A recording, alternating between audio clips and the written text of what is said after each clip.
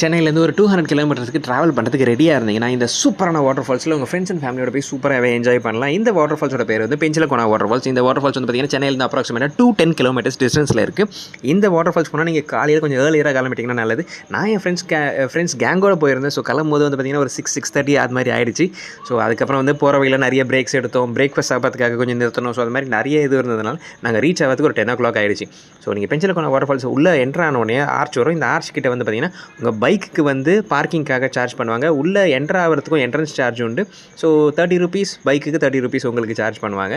And பைக்கை park பண்ணிவிட்டு நீங்கள் உள்ளே நடக்க வேண்டியது தான். இங்கே பக்கத்துலேயே வந்து பார்த்தீங்கன்னா பெஞ்சில் நரசிம்ம பெருமாள் கோயில் இருக்குது. ஸோ இந்த கோயில் வந்து டைமிங்கில் அலோவ் பண்ணுவாங்க. டைமிங் டீட்டெயில்ஸ் நான் உங்களுக்கு போடுறேன். ஸோ இன்கேஸ் நீங்கள் கோயிலுக்கு போகணுன்னா அதுக்கேற்ற மாதிரி டைமிங்க்கு பார்த்து நீங்கள் அலோகேட் பண்ணிட்டு போங்க. அண்டு உள்ளே நீங்கள் வந்து பார்த்தீங்கன்னா ரிவர் பெட்லேயே நடக்கிற மாதிரி தான் இருக்கும். கோயிலுக்கு பின்னாடி ஒரு 1 hour ட்ரக் போக வேண்டியது இருக்கும். போனீங்கன்னா இந்த சூப்பரான வாட்டர் ஃபால்ஸை போய் ரீச் பண்ணலாம். நாங்கள் போனது ஒரு சண்டேன்றதுனால செம